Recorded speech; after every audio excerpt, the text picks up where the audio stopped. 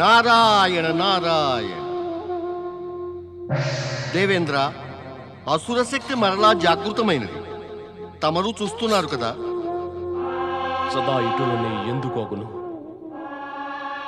ఎందుకు ఇటులే అగుచున్నది మాకు మాటి మాటికి? ఎందుకు ఎందుకు ఎందుకు?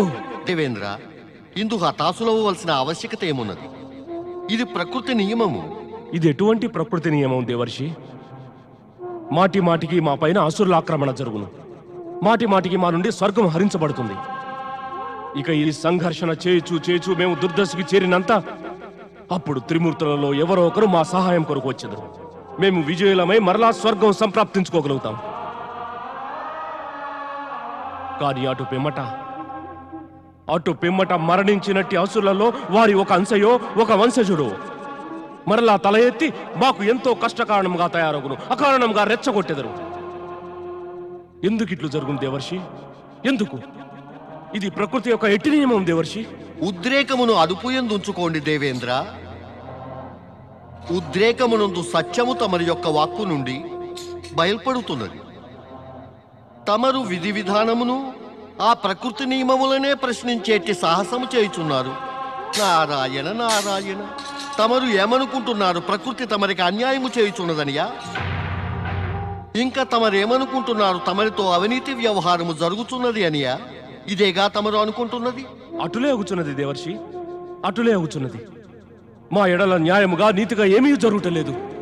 అన్యాయము అవినీతులతో వ్యవహరించడి వారికి న్యాయము నీతుల గురించి మాట్లాడే అధికారముండునా? అన్యాయము అవినీతి ఇవన్నీ మేము చేసినామా? అవును. ఇది ఏ కారణమీ జగతి యందున్న శాంతికి దేవేంద్ర. సర్వము చేసేది వారికి, ఇది అంతయు చేసినది వారేనని స్మరణకి కూడా ఉండదు. నారాయణ నారాయణ. అన్ని సమయముల యందును ఋషులు మునులు తాపసుల తపస్సుకి తమరు భయభీతులయ్యి తమరు వారికి కష్టము కలిగించలేదా? వారి తపస్సుకి భంగము కలిగించుటకు తమరు ప్రయత్నము చేయలేదా? తమరి స్వర్గము దాని సింహాసనము తమ నుండి హరించబడరాదని అందుకని తమరు స్వర్గములోని సుందర అప్సరసల యొక్క సహకారముతో కుట్ర చేయలేదా? ఇక ఇదంతయు చేయువారు, ఇది అంతయు చేయువారు న్యాయం నీతి పలుకులు పలుకుట, ప్రకృతి నియమములనే త్రోసిపుచుట.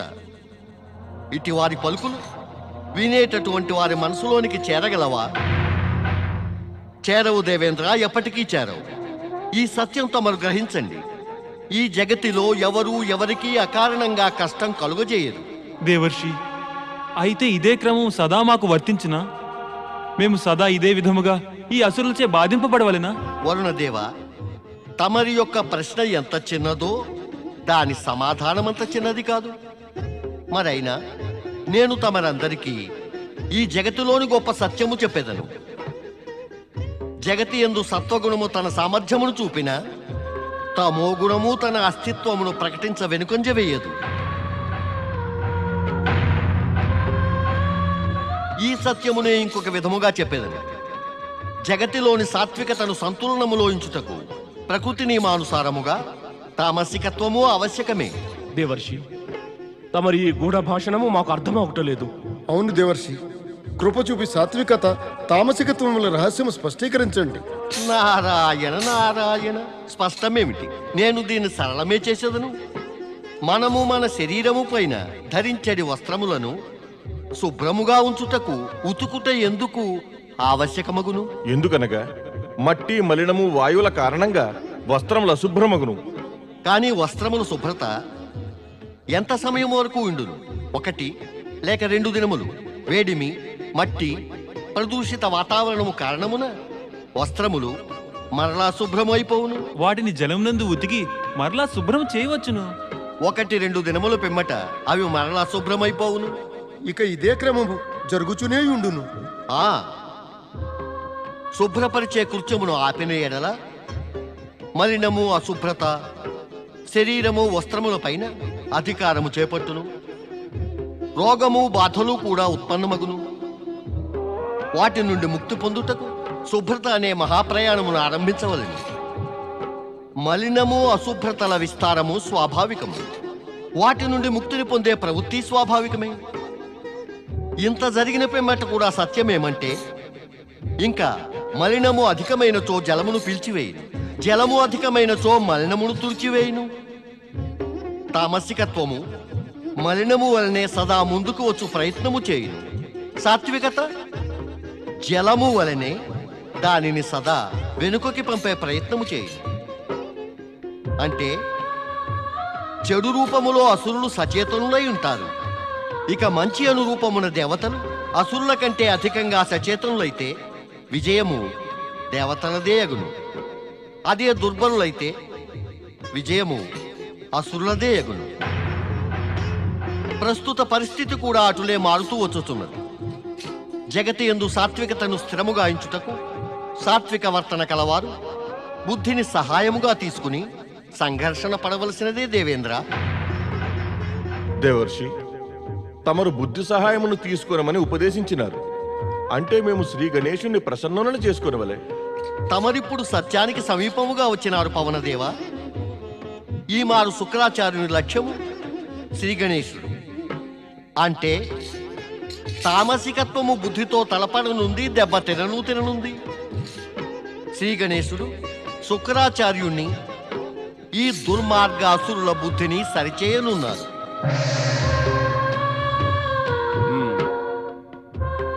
నిష్కర్షగా నిర్ధారించబడినది.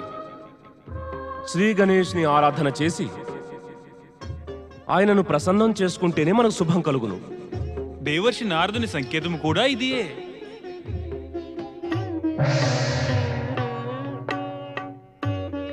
దేవి లక్ష్మి,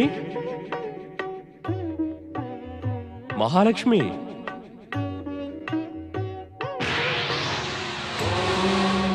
గం గణపతే నమః. ఓం గం గణపతే నమః. ఓం గం గణపతే నమః. ఓం గం గణపతే నమః. ఓం గం గణపతే నమః. ఓం గం గణపతే నమః. ఓం గం గణపతే నమః. ఓం గం గణపతే నమః. ఓం గం గణపతే నమః. కనులు తెరువు, కనులు తెరువు దేవి లక్ష్మి.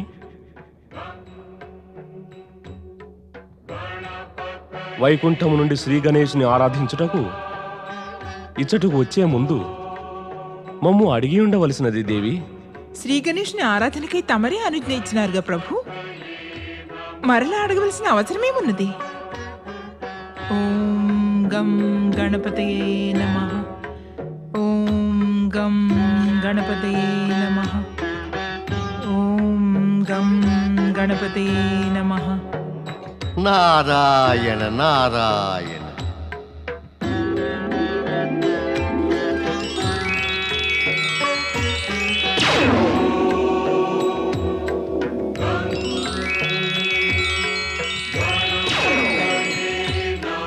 ఓం గం గణపతయే నమః.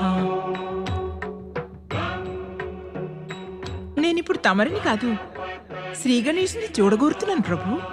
దేవి, పార్వతీపుత్రుడు శ్రీ గణేశుడు మనకు కూడా పుత్ర సమానుడే. నీవు అతనిని పుత్రుని రూపమున పొంద ఆకాంక్షించినావు. నీ ఆకాంక్ష యొక్క ప్రతిధ్వని అతనికి చేరినది దేవి. అతను నీ ఇచ్చని అవశ్యం నెరవేరుస్తాడు. నడు.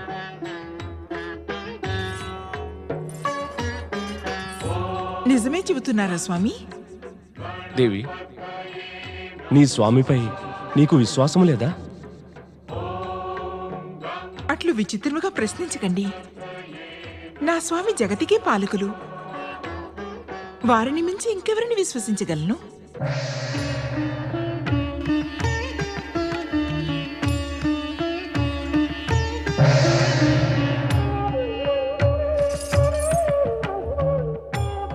ప్రణామం మాత.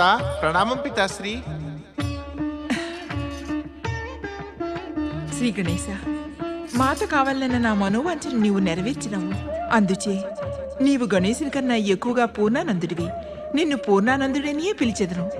మాత, తమరికి నా నామముతోనే అంత ఆనందము కలిగినా ఈ నామమును తమరు అవశ్యం పెట్టండి. సత్యమేమంటే తమరిని మాత రూపమున పొంది నేను పూర్ణానందమును అనుభవిస్తున్నాను. దైత్య గురు శుక్రాచార్య, తమరి తపస్సు, కృప, ఆవాహనల పరిణామ స్వరూపముగా నాకు ఈ శస్త్ర సుసజ్జిత అసురసేన సంప్రాప్తించినది. మహాబలి అసురరాజు దమనాసురునికి మహాబలి అసురరాజు దమనాసురునికి ఇవన్నీ దైత్య గురువు శుక్రాచార్యుని కృపతోనే వచ్చినవి. అందుచే నాకు కాదు, మనమంతా దైత్య గురువుకి జయం పలుకవలే. అనండి, దైత్య గురువు శుక్రాచార్యునికి, దైత్య గురువు శుక్రాచార్యునికి, దైత్య గురువు శుక్రాచార్యునికి. ఇప్పుడు చెప్పండి దైత్య గురు, ఎక్కడ మన పరమశత్రువు గణేశుడు? ఎక్కడ నా పితరుని హతమార్చినవాడు? దానితో పాటుగా దైత్య గురు అతనిపై ప్రతీకారము తీర్చుకుంటూ నేను ఎచ్చటికి పోవాలి. గణేశలోకము. గణేశలోకం ఎక్కడుంది? గణేశలోకం దైత్య గురు? స్వర్గలోకము, వైకుంఠము, బ్రహ్మలోకములు దాటినంత అంతరిక్షమున రెండవ వైపున ఆకాశగంగకు ఆ వైపున గణేశలోకమున్నది. మేము మా మంత్రశక్తితో నిన్నతటికి పంపదము. నీవు గజముఖధారి గణేశును చూస్తూనే అతనిపై మారణ ప్రహారము చేయి. స్థూలకాయుడు లంబోదర గణేశుడు తత్తరపడి నిన్ను ఎదుర్కొనలేకపోతాడు. అంత నీవు ప్రథమ యత్నములోనే సఫలుడవయ్యదవు.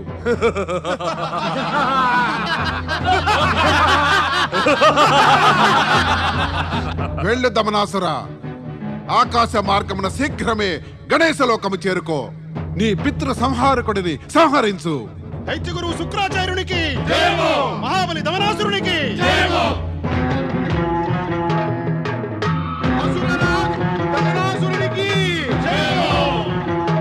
వీర అసురులారా, గణేశలోకం ప్రవేశించండి. ముందుకు పదండి గణేశలోకానికి.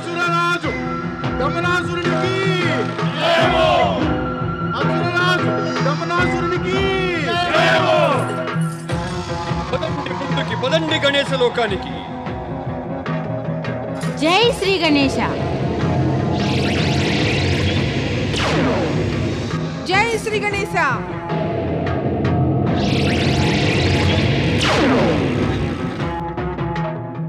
పదండి ముందుకి, పదండి గణేశలోకానికి. ప్రళయ భీభత్సాన్ని సృష్టించండి, అస్తవ్యస్తం చేయండి, సర్వనాశనం చేయండి. జై శ్రీ గణేశ, జై శ్రీ గణేశ.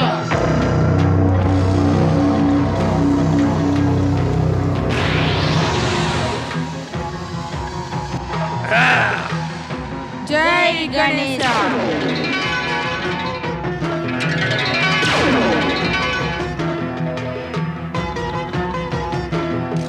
వీర సైనికులారా, తొలగించండి ఈ అడ్డుని.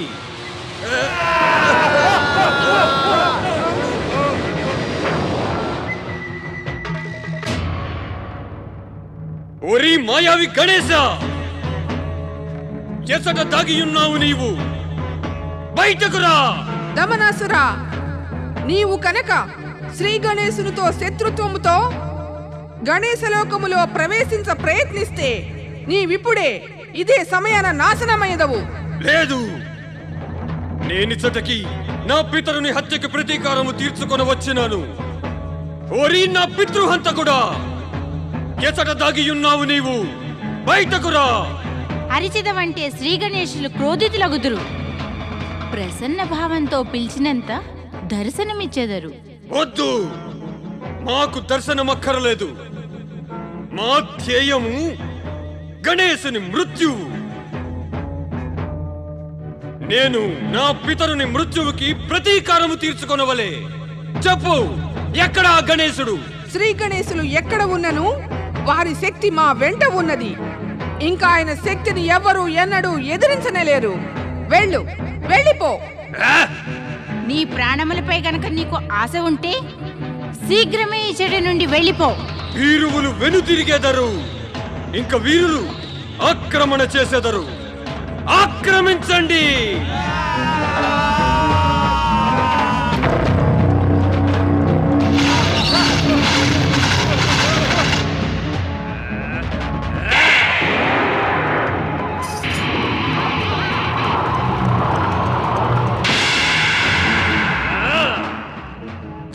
దైత్యగురు.